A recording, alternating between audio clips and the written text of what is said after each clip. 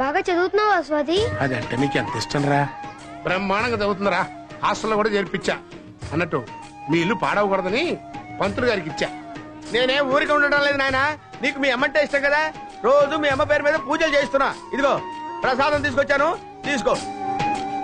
నువ్వేంట్రా చదువుకోనన్నా ఉంటా? మన చదువు అవ్వదు బాబాయ్, అందుకనే వడ్రంగి నేర్చుకుంటున్నా. ఒరే సూర్యం, ఇవాళ మీ అమ్మ సంవత్సరీకరా.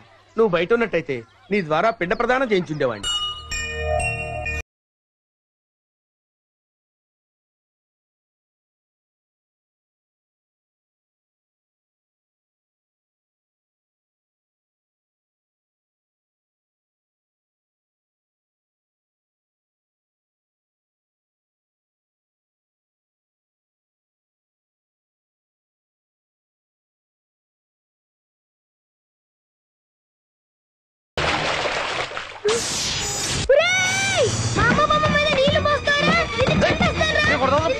తీసుకో పెద్ద చిన్నాలు ఎదురా నీకు పెద్దోళ్ళ మీద తగలబడతారా? పద, పద.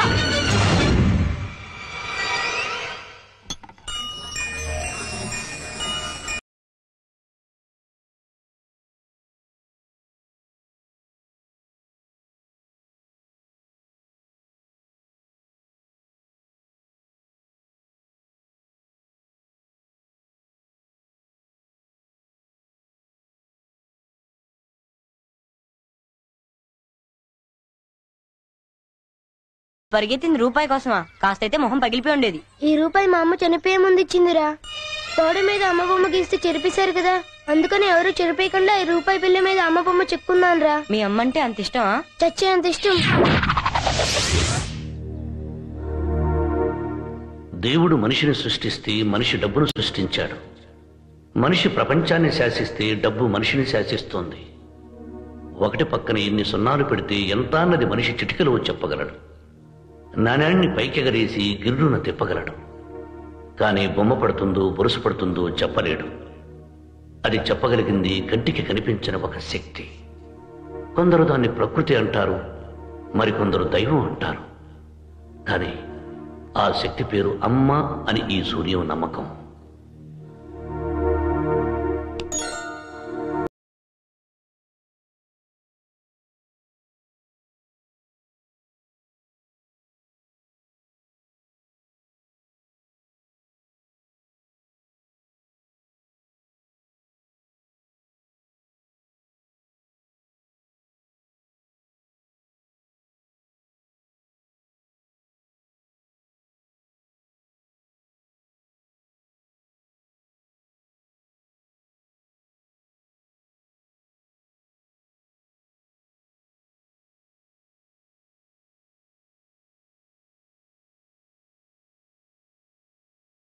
ఏంట్రా బుజ్జి ఇలా పడ్డావు? ఇక్కడ కూడా ట్రీట్మెంట్ లో తేడాలున్నారా? నువ్వు మర్డర్ చేసి వచ్చావని మర్యాదగా పంపారు. నేను జేబులు కొట్టొచ్చాను కదా, చీప్ గా దోస్తారు. ఫేస్ వాల్యూ రా. ఫేస్ లేకపోవచ్చు కానీ వాల్యూ ఉందరా. ఇదెక్కడిది? ఆడిదే. ఆ నన్ను దోస్తే నేను ఆడ పరస దోస్తాను. ఆడి సెంట్రీ అయితే మనం కంట్రీ. అమ్మా ఏమంటారా బాబు గుద్దింది. ఒరే నువ్వురా, నీ అమ్మ కడుపు వాడోరే. నువ్వు సూర్యం ఫ్రెండ్ కాబట్టి బతికిపోయావు. నీకన్నీ ఎక్స్ట్రాలే, లేకపోతే నీ శార్థం పెట్టి నిన్ను చెప్పించుండేవాడిని వెధవా. నాయనా సూర్యం, నువ్వు వస్తున్నావని ఇంటికి తోరణాలు కట్టి సున్నం కూడా వేయించారు బాబు. పంతులు, ఇంటికి అన్నం వేసావు అనుకున్నాను, సున్నం కూడా వేసావా? ఉండరా పంతులు, అమ్మ పేరు మీద పూజలు చేస్తున్నారా? అన్న ఎంత మాట బాబు. మీ అమ్మగారికి పూజ చేయండి, నేను ఏ పని చేయను. నువ్వు వస్తున్నావని పూజ చేసి మాట్లాడి మరి వస్తున్నాను నాయన. ఇదిగో ప్రసాదం తీసుకో. రే నేను అమ్మ దగ్గరికి వెళ్ళేసి వస్తా. అరే కత్తిరింపులు మానేసి శుభ్రంగా బతుకుతున్నావా? ఎక్కువ మాడతా నీ కట్ చేస్తాను. ఏంటి నాలుకెలా?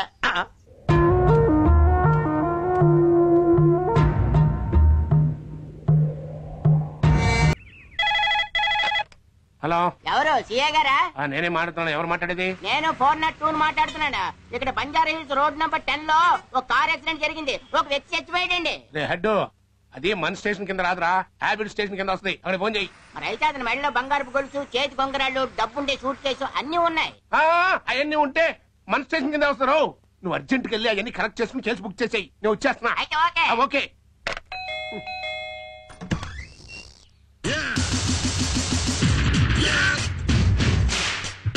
నువ్వా సూర్యం? ఎప్పుడొచ్చా? రేపొచ్చా. చవరగా లేకపోతే ఏం బాబాయ్, ఈ రోజు జైలు నుంచి విడుదలవుతున్నాను తెలుసు కదా. స్వాతిని జైలు దగ్గర తీసుకురమంటే ఎందుకు తీసుకురాలేదు? అది ఏంటి అర్థమవుతున్నా గుర్తుపట్లా మన సూర్యం. బాగున్నావా సూర్యం?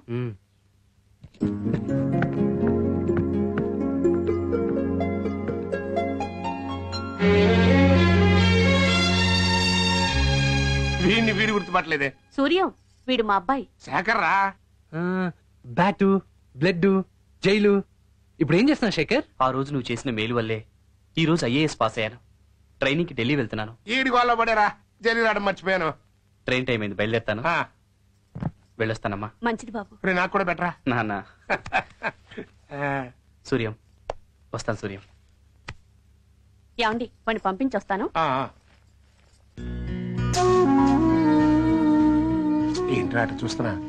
శేఖర్ కలెక్టర్ అవుతున్నాడంటే నాకు సంతోషంగా ఉంది బాబాయ్. సూర్యం నీకింత మంచి మనసు ఉండబట్టారా వాడు కలెక్టర్ అయ్యాడు. నాదే ఉంది బాబాయ్. గాలి వేసిన వాడు పడబోయే చాపని చూస్తాడు గాని తను చంపిన ఎరను గురించి పట్టించుకోడు అంటారు. కానీ నువ్వు ఇచ్చిన మాట ప్రకారం స్వాతిని డాక్టర్ చదివిస్తున్నావు. స్వాతి అంటే క్యాంప్కి వచ్చింది రోజు నువ్వు రాగానే అమ్మాయి తీసుకురామంది.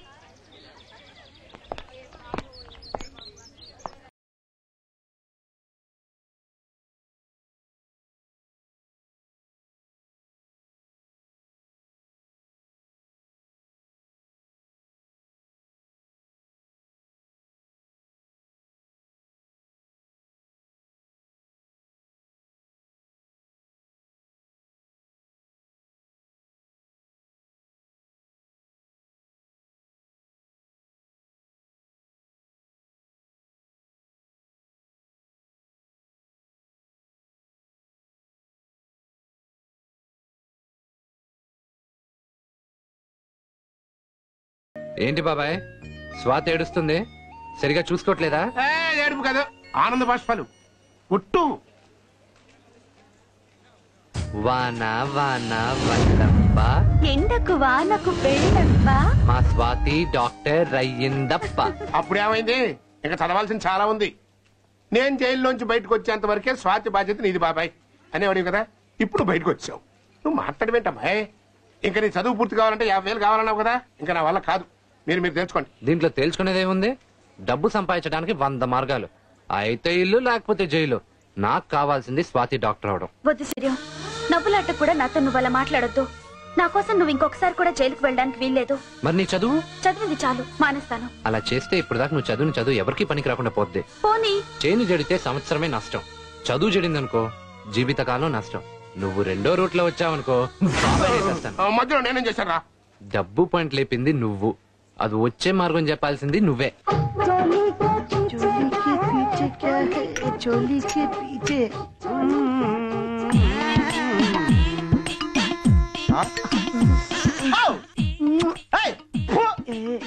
అలా చూస్తున్నావా? నువ్వు కాస్త ఎర్రగా ఉంటే ఎంత బాగుంటుందా అని ఆలోచిస్తున్నాను.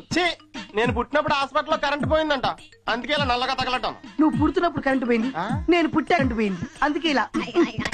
నానంటూనే చిన్నది. ఎవడరా ఇక్కడ? శ్రీ శ్రీ శ్రీ శ్రీ విరాట్ శాస్త్రి గారు ప్రవేశించినప్పుడు ఎవడు పలకడమిట్రా? ఎవడిక్కడ? నేనున్నా. ఏం కావాలి? వెళ్ళి వేడి పూరి తీసురా.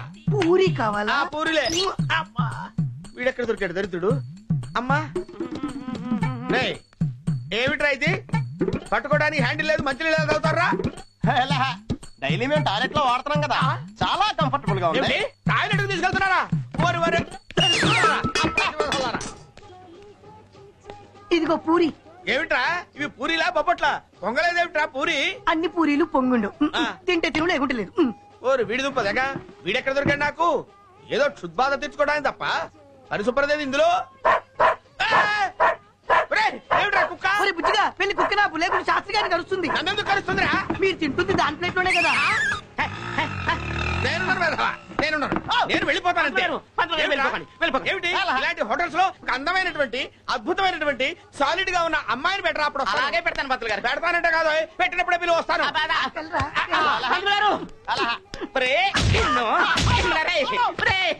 లోపలికి వెళ్ళి పని చూడండి రా, హోటల్ పుల్ల చేస్తున్నారా మీరు?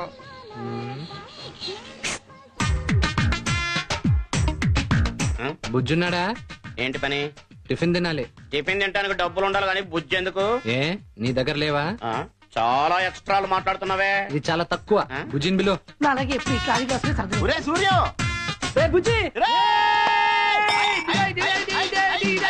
ఎప్పుడొచ్చావు? ఇప్పుడే వచ్చా. ఎలా ఉన్నావు? బాగున్నా.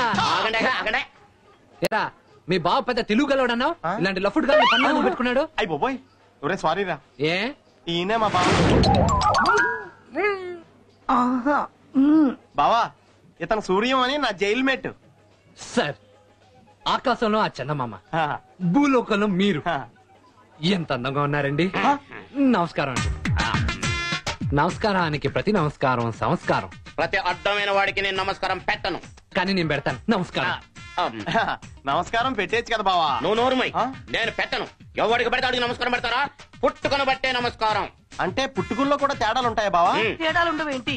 మీరు మేము ఈ తేడా కాదురా.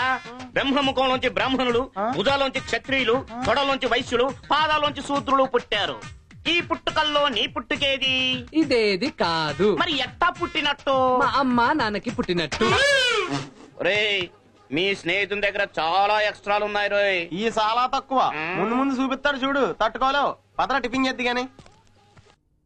సర్లే, ఏం తీసుకుంటావు చెప్పు. ఏముందో చెప్పు. నేను చెప్తాగా. బెత్తడి ఇడ్లీ, బూటి స్పాట్ అంత వడ, ముచ్చటైన చట్నీ, ముద్దొచ్చే సాంబార్. ఏం కావాలి? రే, వీడి మాటలేంట్రా తేడాగా ఉన్నాయి. మనిషి కూడా తేడా.